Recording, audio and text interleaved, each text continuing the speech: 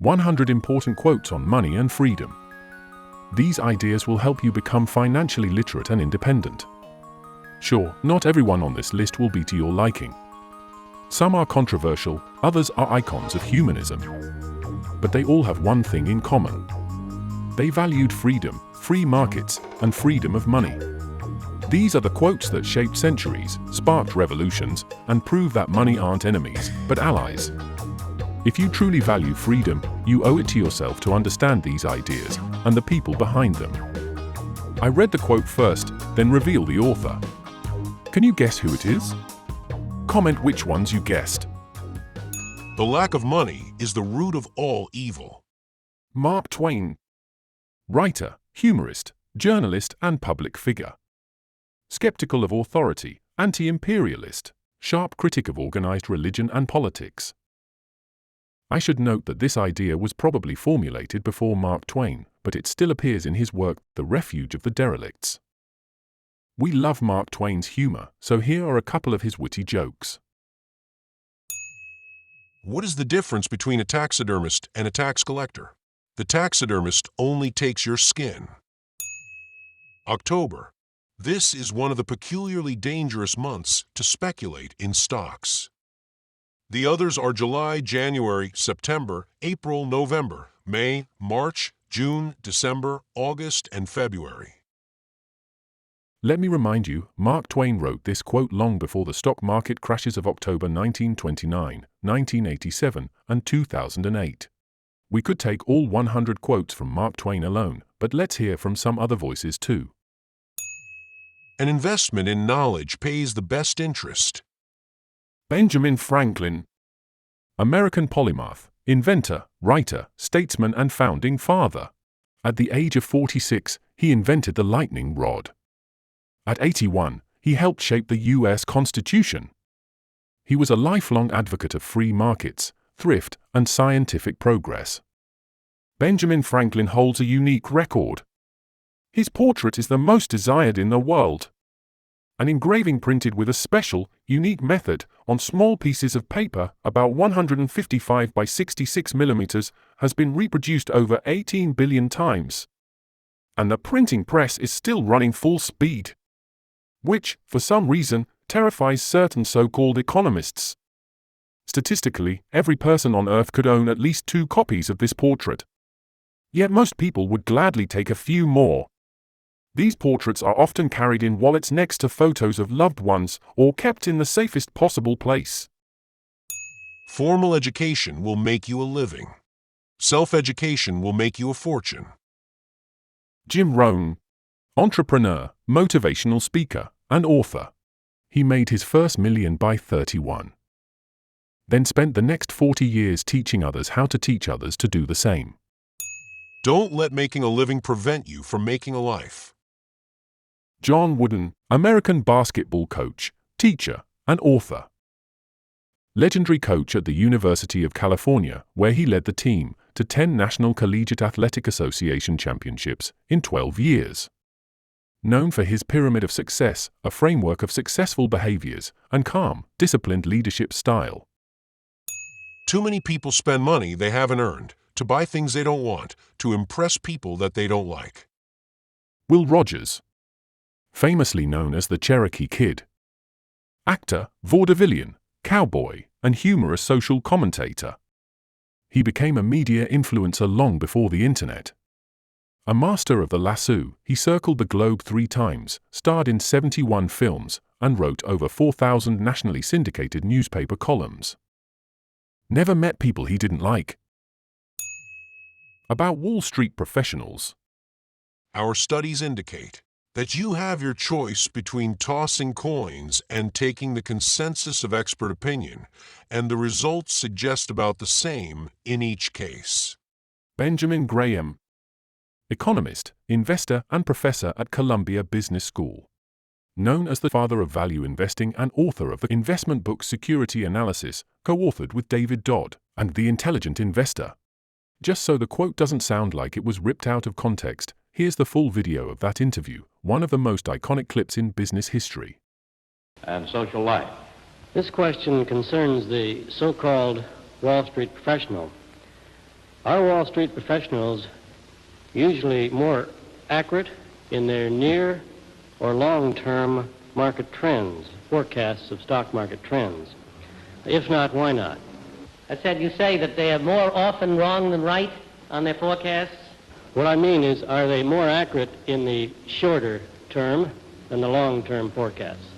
Well, we've been following that interesting question for a generation or more, and I must say frankly that our studies indicate that you have your choice between tossing coins and taking the consensus of expert opinion, and the results are just about the same in each case.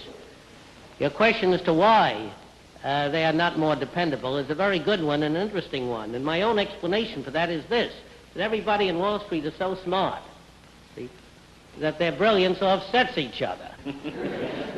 And that whatever they know is already reflected in the level of stock prices pretty much, and consequently what happens in the future represents what they don't know.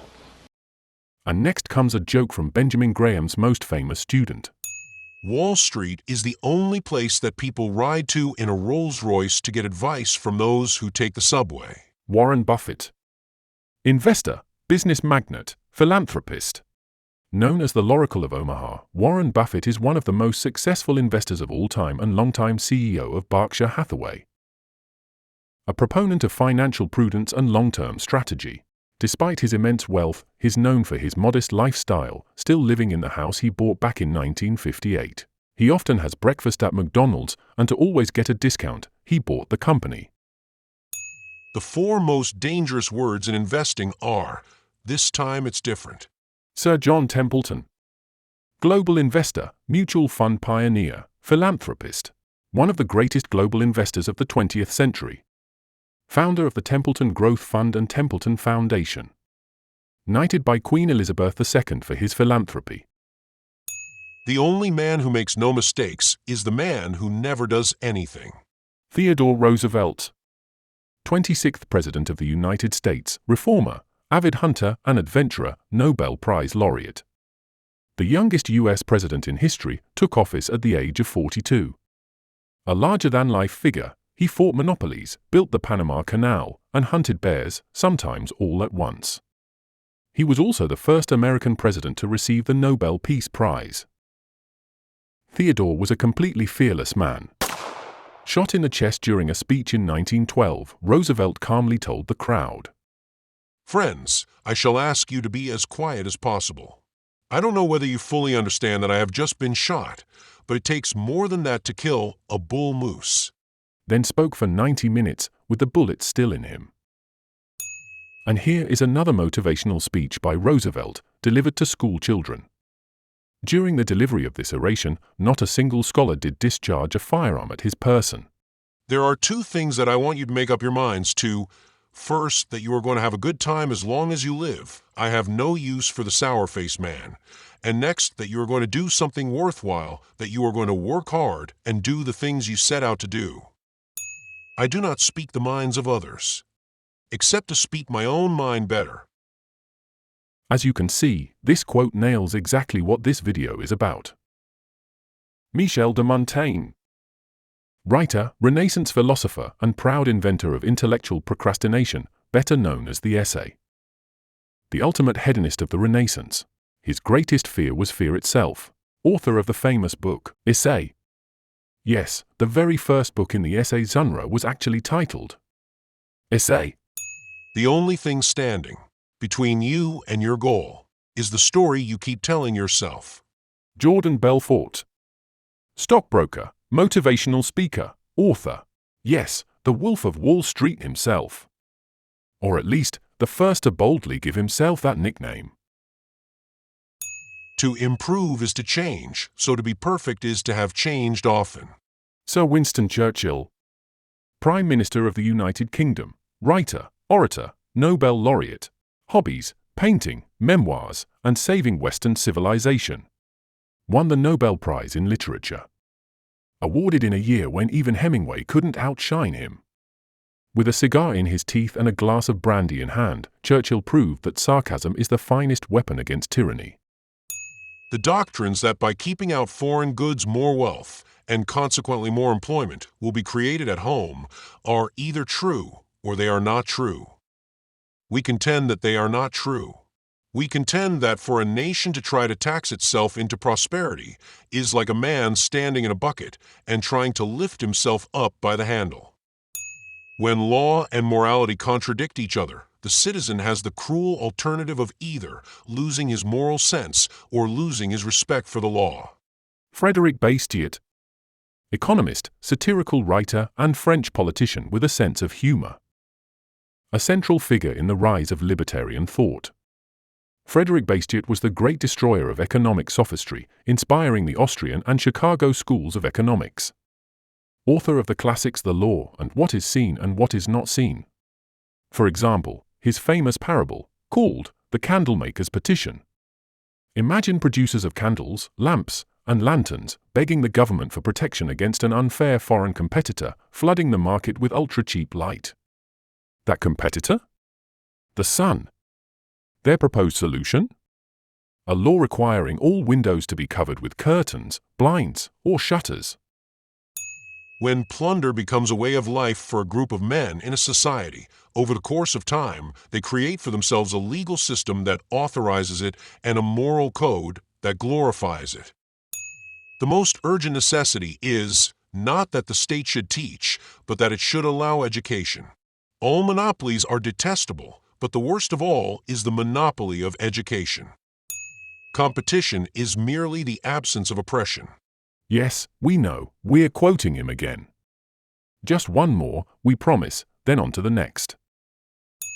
By virtue of exchange, one man's prosperity is beneficial to all others. Or, in its more compact form, our favorite one. The profit of the one is the profit of the other. A people who are possessed of the spirit of commerce, who see and who will pursue their advantages may achieve almost anything. George Washington, first President of the United States. He invented the presidency and then became the first president himself. But he nobly refused to become king of the states and later declined a third term out of principle, even though the law didn't forbid it. One of the founding fathers, he was just 44 at the time. The more the state plans, the more difficult planning becomes for the individual. Friedrich Hayek, libertarian economist and political philosopher, Nobel laureate. Author of the cult classic The Road to Serfdom, a bestseller that explained how good intentions and government regulation can lead straight to the loss of freedom. The intellectual spark behind the neoliberal wave of the 1980s, a mentor to Margaret Thatcher, who famously carried his book in her handbag, and a man unafraid to challenge Keynesians, especially when they were wrong. I would rather be exposed to the inconveniences attending too much liberty than those attending too small a degree of it. Thomas Jefferson, third President of the USA. Lawyer and member of the planter class. Author of the U.S. Declaration of Independence, which he wrote at the age of just 33. A lifelong collector of ideas and books. He bought books faster than he could read them, eventually selling his vast personal library to Congress for $23,950, laying the foundation for the restored Library of Congress. He then, of course, used the money to buy even more books. We hope all danger may be overcome, but to conclude that no danger may ever arise would itself be extremely dangerous. Abraham Lincoln, 16th President of the United States, lawyer, wore a top hat and a beard but no mustache, and led the country through the Civil War, abolished slavery, and became the first U.S. president to be assassinated, and so far, the only one murdered in a theater. You might have started thinking there wouldn't be a single woman on this list. But don't jump to conclusions. For a long time, women simply weren't listened to, and even when they were, no one bothered to write it down. Time to change that. The world is in perpetual motion, and we must invent the things of tomorrow. One must go before others, be determined and exacting, and let your intelligence direct your life. Act with audacity. An icon of female entrepreneurship and innovation. Madame Clicquot, also known as Barbe Nicole Clicquot Ponsardin, or simply Veuve Clicquot, which means the widow Clicquot. Yes, back in the 18th century, the only legal way for a woman to start a business was to become a widow. Founder of the famous champagne house of Clicquot, she created the first vintage champagne and invented the riddling process known as remuage. At just 27, after the death of her husband, she took over the company and turned it into a global brand. Along the way, she also invented and introduced the remuage process, clarifying champagne to make it crystal clear, which helped establish Veuve Clicquot as one of the finest champagne producers in the world. You had better live your best, and act your best, and think your best today. For today is the sure preparation for tomorrow, and all the other tomorrows that follow. Harriet Martineau. Writer, pioneering sociologist, abolitionist and atheist.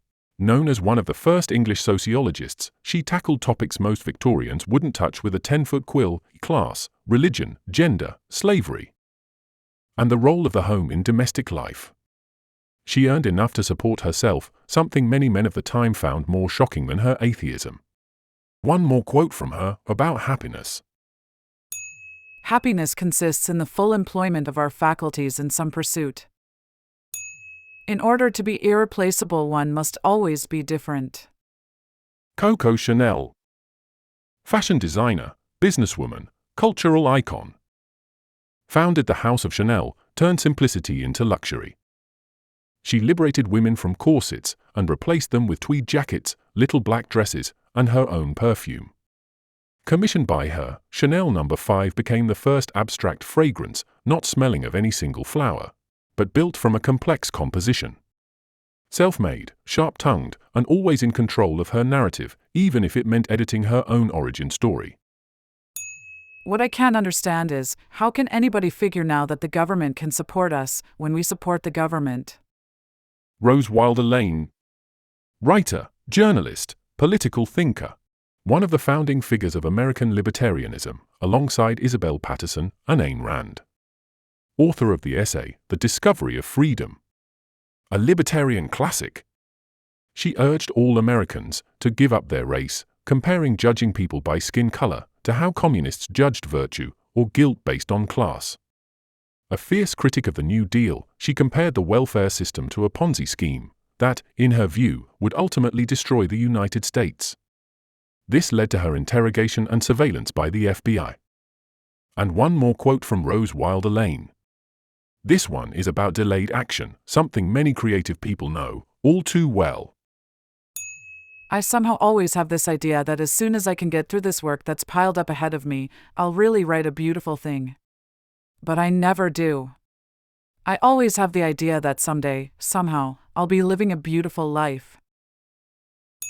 No law can give power to private persons. Every law transfers power from private persons to government. Isabel Paterson.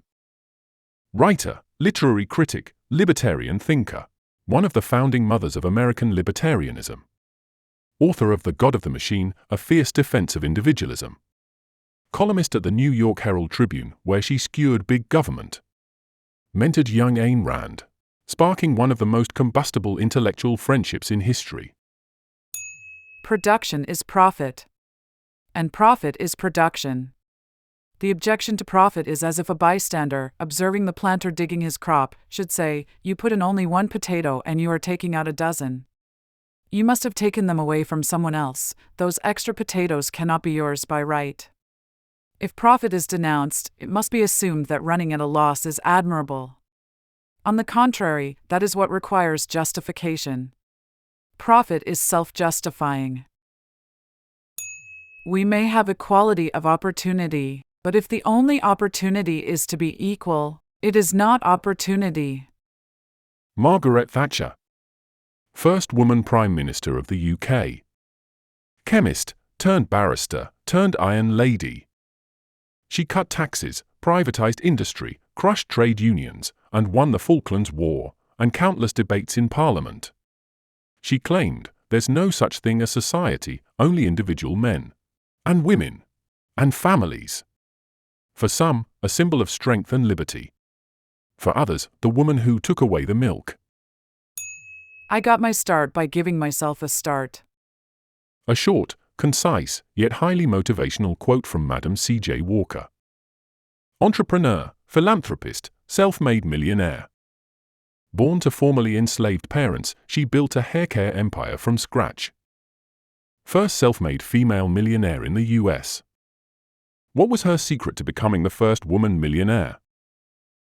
Simple, she paid attention to a market everyone else ignored, then she did what no one else had. Solved their problem. I am an inspirational inventor. I get a complete picture in my mind of what the invention will be like when it is finished, and then set to work to get my model maker to create a model to fit my mind's picture. Inventing is really easy. It's the development work that is heartbreaking. Beulah Louise Henry. Inventor.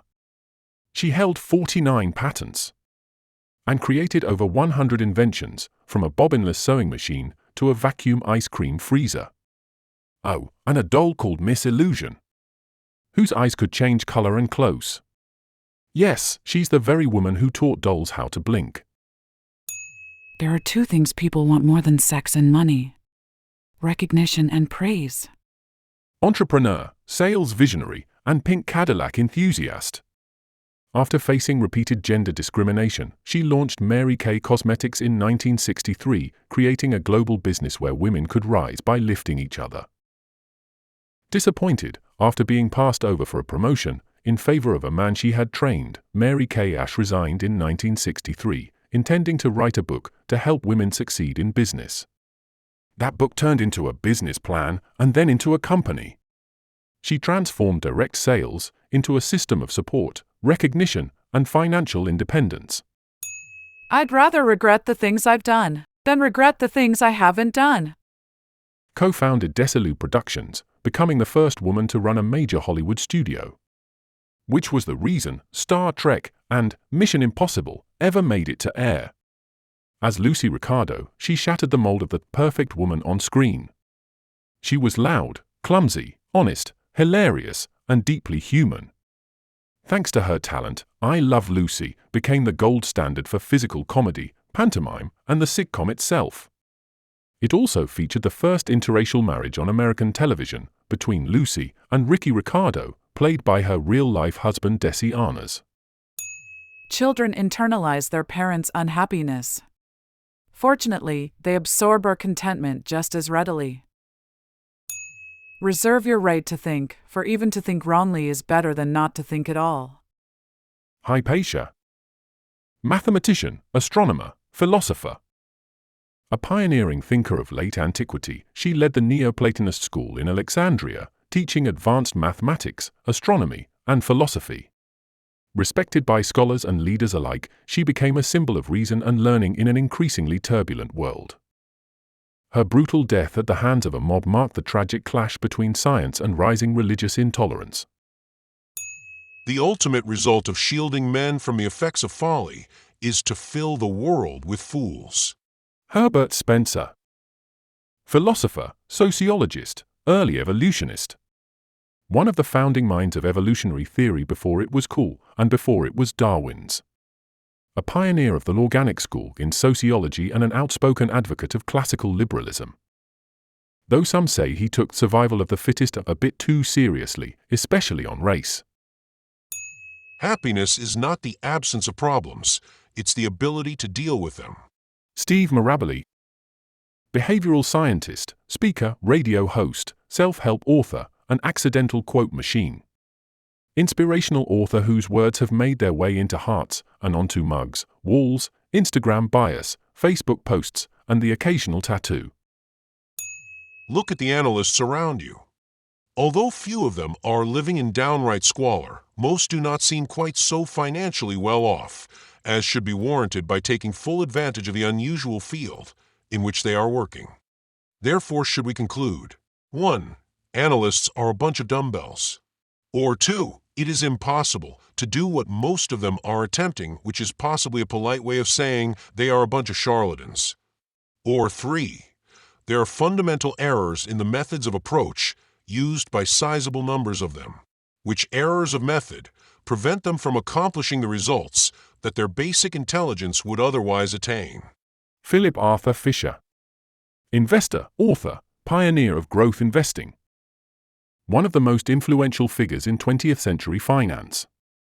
His classic book Common Stocks and Uncommon Profits became a Wall Street must-read. Dropped out of Stanford Graduate School of Business only to return later as a teacher of investing. Ran his firm, Fisher & Company, until retiring at the age of 91. In investing, what is comfortable is rarely profitable. Robert D. Arnott.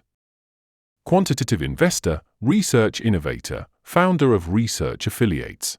Pioneer of fundamental indexing, a strategy that challenges traditional market cap-weighted indices. Editor of the Journal of Portfolio Management. A bridge between academia and Wall Street. Is not from the benevolence of the butcher, the brewer, or the baker that we expect our dinner, but from their regard to their own interest. Adam Smith. Scottish philosopher, economist, and founding father of classical economics. Author of The Wealth of Nations, the book that made the invisible hand famous and endlessly misunderstood. Yes, the term invisible hand of the market belongs to him. Though for Adam Smith, the hand might have been quite visible. As a child, he talked to an imaginary friend. Later in life, he preferred smarter company. Himself. Smith believed he looked good only in his books and mostly avoided portraits, except the one on his own cover. He diligently honed his absent-mindedness every single day. Still, thanks to him, the free market got its chance to make Britain great and to forever remain in the hearts of economists. It is unjust that the whole of society should contribute towards an expense of which the benefit is confined to a part of the society. Poor countries are poor because those who have power make choices that create poverty. Darren Acemoglu and James A. Robinson. Co-authors of the influential book Why Nations Fail, a sweeping exploration of political and economic institutions as the engines of prosperity or poverty. Acemoglu, MIT economist, studies institutions, inequality, and growth. Robinson, a political scientist at the University of Chicago, brings deep historical and political insight. Together, they made institutional failure a page-turner. Hard is it to deal with him, who will stuff himself with food the whole day, without applying his mind to anything good. Are there not gamesters and chess players? To be one of these would still be better than doing nothing at all. Confucius. Philosopher, teacher, moral thinker, an ancient master of quotable wisdom. Lived in 6th century BCE China and spent his life pondering how to create a harmonious society. He didn't found a religion, but started a worldview that still shapes millions of lives. Probably the only philosopher quoted both in scholarly texts and fortune cookies. The more prohibitions that are imposed on people, the poorer the people become. The more laws and regulations that exist, the more thieves and brigands appear. The more laws and order are made prominent, the more thieves and robbers there will be. Laozi. Philosopher, mystic, and the legendary founder of Taoism.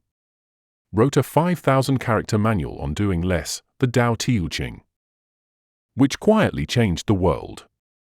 Left behind not a school, but a path, one to be followed, not forced. One of the most famous lines in film history about capitalism and individualism. Film, Wall Street. Screenplay, Stanley Weiser and Oliver Stone. Spoken by Gordon Gekko, played by Michael Douglas. The point is, ladies and gentlemen, that greed, for lack of a better word, is good. Greed is right. Greed works. Greed clarifies, cuts through, and captures the essence of the evolutionary spirit. Greed in all of its forms. Greed for life, for money, for love, knowledge, has marked the upward surge of mankind, and greed, you mark my words, will not only save Teldar paper, but that other malfunctioning corporation called the USA. Thank you very much.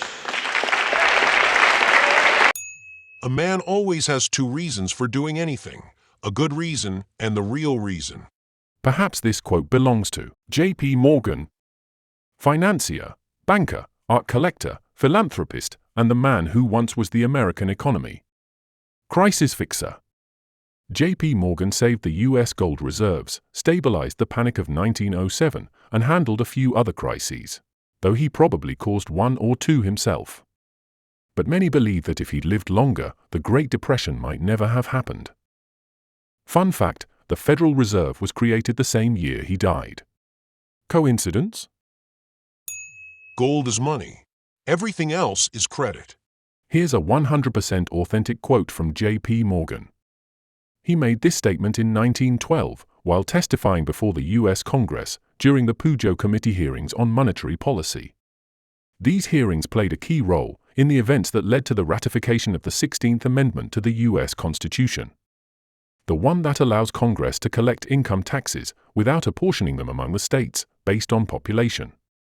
In other words, it legalized what the Supreme Court had previously ruled unconstitutional: a federal income tax. Of course, in the name of your safety. The impression was gaining ground with me that it was a good thing to let the money be my slave and not make myself a slave to money. John D. Rockefeller. Entrepreneur, philanthropist, the first billionaire in U.S. history, and arguably the most famous oil tycoon of all time. He founded Standard Oil, which at its peak controlled around 90% of oil refining in the U.S. Standard Oil's monopoly and Rockefeller's sharp practices led to its 1911 breakup by the U.S. Supreme Court, splitting it into 34 companies. Ironically, the split made Rockefeller even richer. His shares soared, making him the first dollar billionaire. Next to doing the right thing, the most important thing is to let people know you are doing the right thing.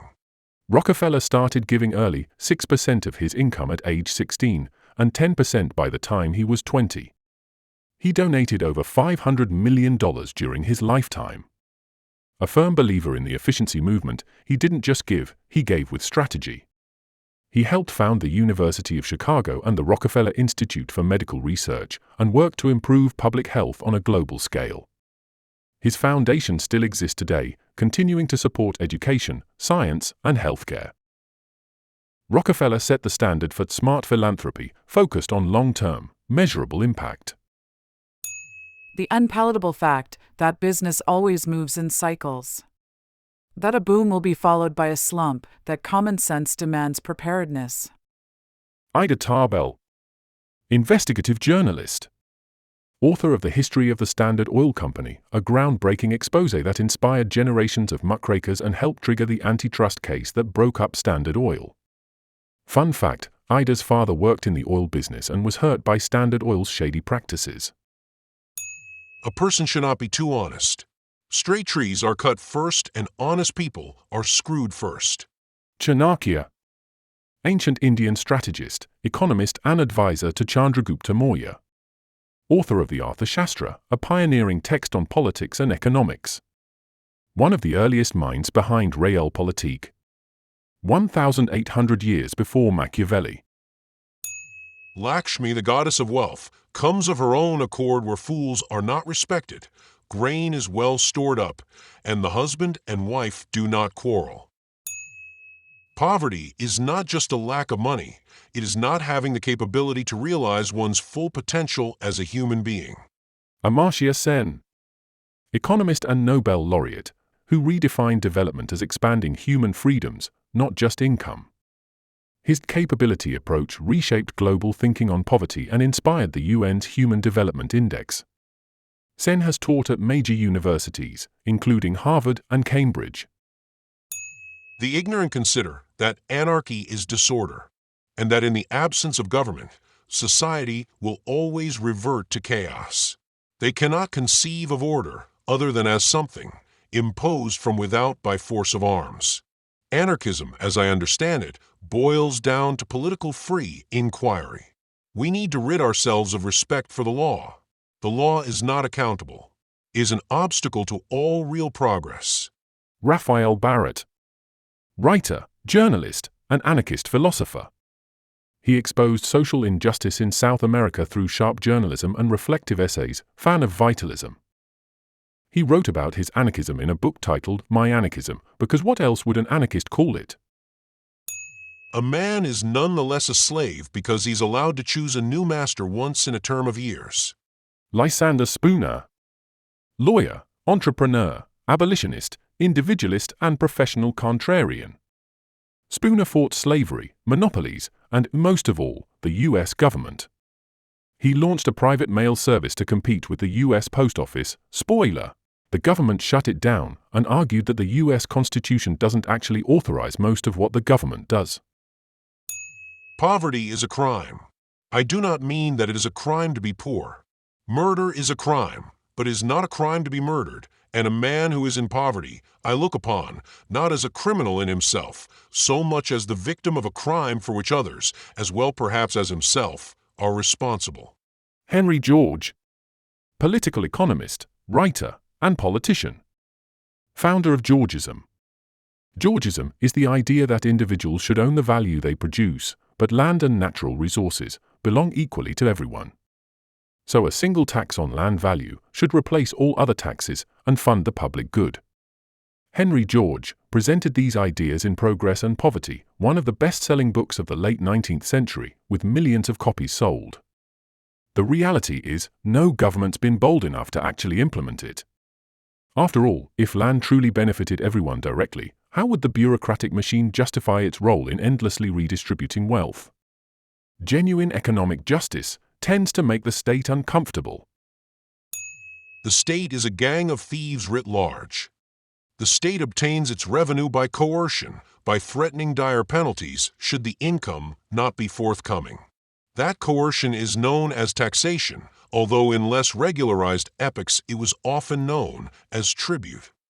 Taxation is theft purely and simply, even though it is theft on a grand and colossal scale which no acknowledged criminals could hope to match. It is a compulsory seizure of the property of the state's inhabitants or subjects. Murray Rothbard, economist, historian, and father of anarcho-capitalism.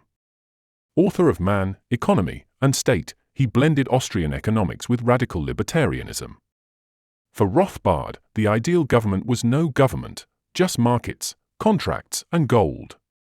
He called taxation theft, central banks a scam, and never missed a chance to argue about either. Taxation of earnings from labor is on a par with forced labor. You can't satisfy everybody, especially if there are those who will be dissatisfied unless not everybody is satisfied. Philosopher, libertarian, and longtime professor at Harvard University. Best known for Anarchy, State, and Utopia of 1974. Nozick argued that a minimal, night watchman state is all we need. Anything more than that violates individual rights. Nozick is proof that sometimes a book outgrows its author. In later years, he criticized Anarchy, State, and Utopia, even supported an inheritance tax. But the public stuck with his younger self. Appearances to the mind are of four kinds. Things either are what they appear to be, or they neither are nor appear to be, or they are and do not appear to be, or they are not and yet appear to be. Rightly to aim in all these cases is the wise man's task. Epictetus, Stoic philosopher, born a slave, later freed and eventually one of the most influential teachers of Stoicism in Rome and Greece. In Rome, even slaves close to educated elites could study philosophy, and Epictetus did. His core message: control what you can, accept what you can't, and ignore the rest. Luckily, his student Arrian wrote it all down, because Epictetus couldn't be bothered. Mere parsimony is not economy. Expense, and great expense, may be an essential part in true economy. Edmund Burke, philosopher, Anglo-Irish statesman, and founding thinker of conservatism. Respected by both conservatives and liberals. The former for his defense of institutions, the latter for his support of American independence and criticism of abuse of power. He argued that change should respect tradition, religion, and social order. As long as an idea is good, the price doesn't matter. André Citroën, industrialist and pioneer of the modern automobile industry. He turned invention into a lifestyle, introducing innovations not only in car manufacturing, but also in marketing and sales. For example, road signs were originally invented by Citroën as a form of advertising, to help drivers navigate and, ideally, choose the right car. But Citroën's love of innovation played a cruel joke on him. The ambitious traction Avant project drained resources, and he lost control of his company. Michelin, the main creditor, took over. Perhaps not entirely fairly. A year later, Citroën died. But his spirit of innovation lived on. We live to improve, or we live in vain. Thomas Paine. Political activist, philosopher, pamphleteer. The man who wrote revolutions.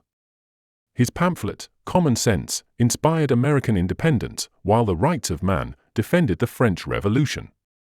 However, his final major work, The Age of Reason, a scathing critique of organized religion, made him a pariah in the very country he helped found. Shunned at home and nearly executed in France, he only survived because the jailer mixed up the cell numbers. He returned to America in 1802, where he died in obscurity and poverty. His ideas sparked revolutions across continents. But judging by how he ended up, the Age of Reason still hasn't quite begun. The three great things that govern mankind are reason, passion, and superstition. The first governs a few, the two last share the bulk of mankind and possess them in their turns. But superstition most powerfully produces the greatest mischief. John Locke. Philosopher. Father of liberalism. He believed people are born with natural rights, life, liberty, property, and that governments exist to protect them. If not, time to rebel. Fun fact, his writings were so influential, Thomas Jefferson basically used Locke's notes to write the Declaration of Independence. In the Chinese language, the word crisis is composed of two characters, one representing danger and the other opportunity. John F. Kennedy. 35th U.S. President. Kennedy launched NASA in 1958, setting America on course for the moon. He led through Cold War flashpoints, the Cuban Missile Crisis, Berlin, and early Vietnam. The first Catholic U.S. president. His vote also helped restore Oppenheimer's security status after years of political exile. Well, are you curious whether that famous quote is actually true? Turns out, not exactly. Linguist Victor Mayer explains, yes, 危 does mean danger. But 惊 doesn't directly mean opportunity, it's closer to a critical moment, turning point, or incipient change. It only means opportunity when combined with other characters, like 应机会 opportunity. So what's a more accurate translation of 危机 something like a dangerous turning point? There's no fast way of wielding the long sword. The long sword should be wielded broadly, and the companion's sword closely. This is the first thing to realize. According to this Ichi school, you can win with a long weapon, and yet you can also win with a short weapon. In short, the way of the Ichi school is the spirit of winning, whatever the weapon, and whatever its size. Miyamoto Musashi. Samurai, swordsman, strategist, artist. Legendary Japanese Ronin known for undefeated duels. Reportedly over 60. And his unique two-sword style, Knight and Ichi-ry. He wrote the Book of Five Rings, a classic on martial strategy and mindset, still studied today in business and combat alike. Musashi wasn't just a warrior, he was also a painter, calligrapher, and philosopher. A lone wolf to the end, he avoided political masters, sought self-mastery, and died meditating in a cave. It always seems impossible until it's done. Nelson Mandela. Lawyer, anti-apartheid revolutionary, Nobel Peace Prize laureate, and South Africa's first black president elected by universal suffrage. Born into the Thembu royal family, Mandela trained as a lawyer and co-founded South Africa's first black law firm in 1952.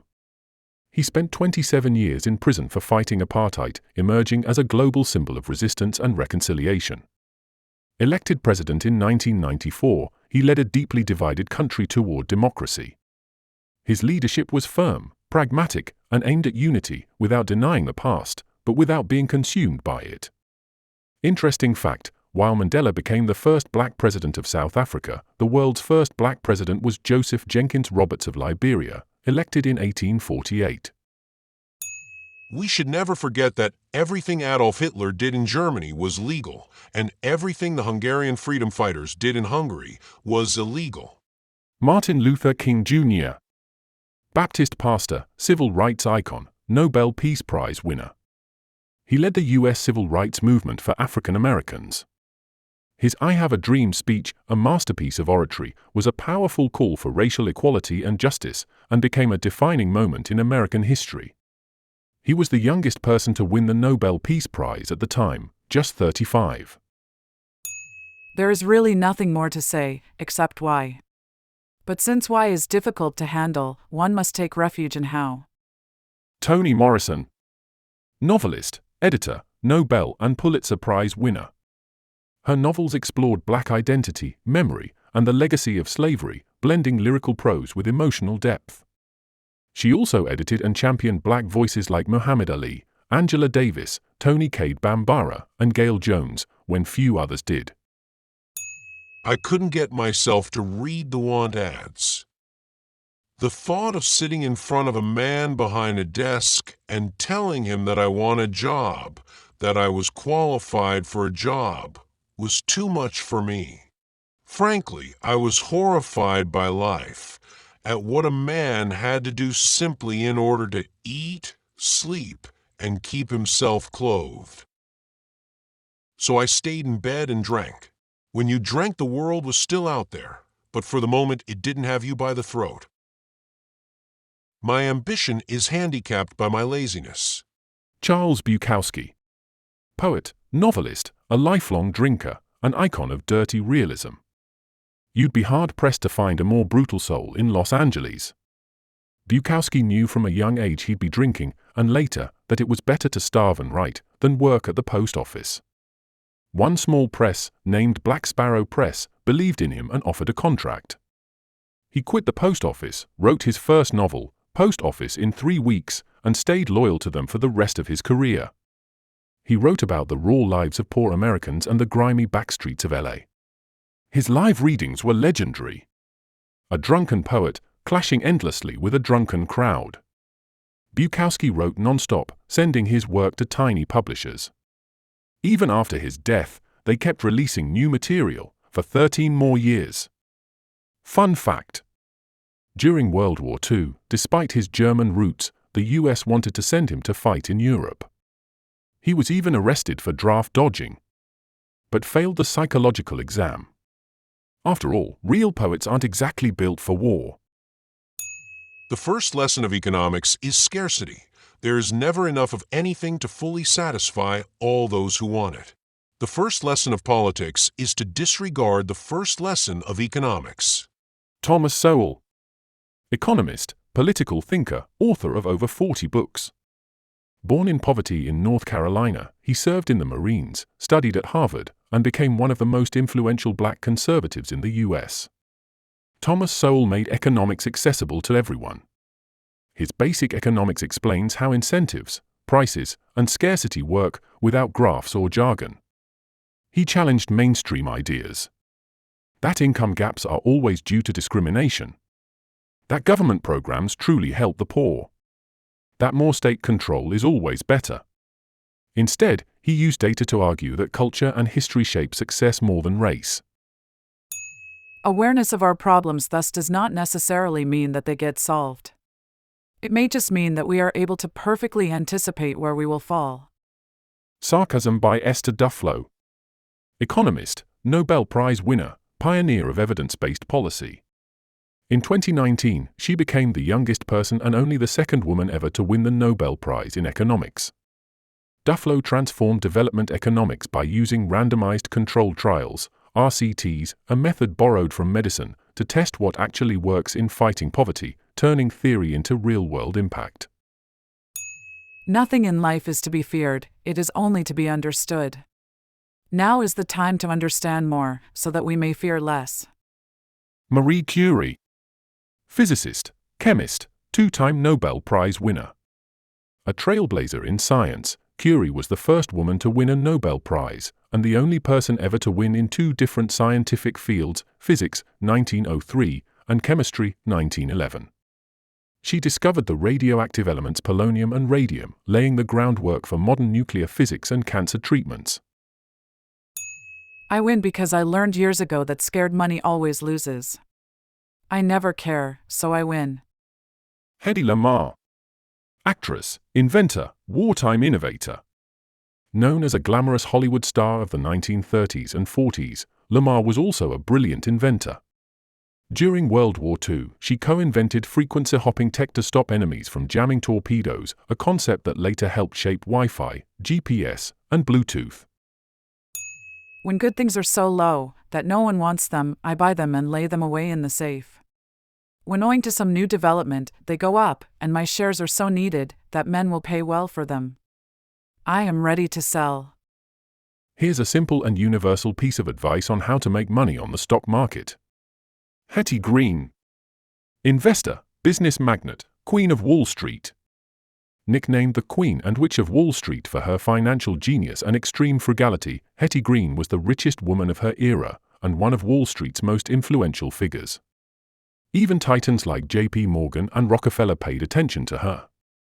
She was one of the few who foresaw the Panic of 1907 and may have been the first to carry a glamorous little dog as an accessory. When New York City needed help recovering from the crash, she wrote a check for $1.1 million, accepting repayment in the form of short-term, high-yield bonds. So, considering all that, maybe we should hear her investing advice one more time. I buy when things are low and nobody wants them. I keep them until they go up and people are crazy to get them. That is, I believe, the secret of all successful business. Now, a word about her frugality. I smoke 4-cent cigars and I like them. If I were to smoke better ones, I might lose my taste for the cheap ones that I now find quite satisfactory. Hetty Green herself claimed that her frugality came from her father. It was his advice, though no one ever actually heard him say it. According to the Guinness Book of World Records, where she long held the title of world's greatest miser, she died of apoplexy after arguing with a maid over the merits of skim milk. A bit harsh on Guinness's part. She was just eccentric and spent far less than society expected of a woman of her wealth. She wore the same black dress every day. Years later, Steve Jobs would adopt a similar uniform. Because in the 20th century for a man, a black turtleneck was what a black dress was for a woman in the 19th. Bottom line. Hetty was so tough, Chuck Norris would have gladly worked as her servant for half a cent a year. I think you can learn from history. Chuck Norris. Martial artist, actor, pop culture icon. Known for action films and the long-running Walker Texas Ranger, Norris became an internet legend thanks to the Chuck Norris Facts meme, humorous exaggerations of his toughness and abilities. Example of Chuck Norris Facts. When Chuck Norris does push-ups, he doesn't push himself up, he pushes the earth down. Or, Chuck Norris was once bitten by a king cobra. After 10 excruciating minutes, the cobra died. Believed to be the first Chuck Norris fact, dating from the early 1980s. Imperfection is beauty, madness is genius, and it's better to be absolutely ridiculous than absolutely boring. Marilyn Monroe. Actress, icon, and cultural legend. Marilyn Monroe was more than just a blonde bombshell. She was one of the most recognizable faces of the 20th century. She was the first Playboy cover star, slept in nothing but Chanel No. 5, and had an IQ higher than Einstein's. She was one of the first women to found her own production company, challenging the studio system to gain control over her career. Monroe rose from a troubled childhood to global stardom, and died young under mysterious circumstances. In the future, everyone will be famous for 15 minutes. Andy Warhol. Artist, icon of pop art, master of celebrity culture. Fame machine. Master of turning art into business and business into art. Campbell's Soup, Marilyn, Coca-Cola, he blurred the line between supermarket shelf and museum wall. Here's a mind-blowing fact.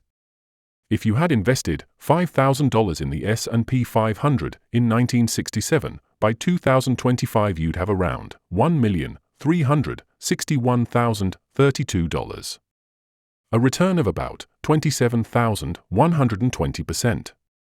But if you had used that same $5,000 to buy Andy Warhol's shop Marilyn's, which recently sold for $195 million, that's a return of 3,899,900%. That's over 60,000% annualized returns. Now you see, ultra-long-term investing without art is just millions of percent lost. Art is business. And Warhol knew it. Here's what he had to say next. Business art is the step that comes after art. I started as a commercial artist, and I want to finish as a business artist. After I did the thing called art, or whatever it's called, I went into business art. I wanted to be an art businessman or a business artist. Being good in business is the most fascinating kind of art. During the hippies era, people put down the idea of business. They'd say money is bad and working is bad. But making money is art and working is art. And good business is the best art. Money, if it does not bring you happiness, will at least help you be miserable in comfort. Helen Gurley Brown, editor-in-chief of Cosmopolitan for 32 years, author, businesswoman, and feminist icon. Wrote Sex and the Single Girl and turned Cosmopolitan from an old-fashioned magazine written by men into the best-selling women's magazine, now published in over 100 countries. She gave women the freedom to know and say that they have sexual desires. Life need not be easy, provided only that it is not empty. Lise Meitner, physicist and pioneer of nuclear fission, unofficially known as the mother of the atomic bomb. Though she opposed its use, played a key role in discovering nuclear fission, but was famously overlooked when her collaborator Otto Hahn received the Nobel Prize. Element 109, Meitnerium, was named in her honor.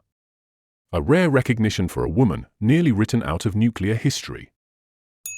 If it's a good idea, go ahead and do it. It is much easier to apologize than it is to get permission. Grace Hopper, computer scientist, U.S. Navy Rear Admiral, and High Priestess of Programming, unofficially, but deserved. Pioneered computer languages and developed Flowmatic and Cubble, some of the first high-level programming languages, still, somehow, in use today. One of the first programmers of the Harvard Mark I and author of the first computer manual, a manual of operation for the automatic sequence-controlled calculator.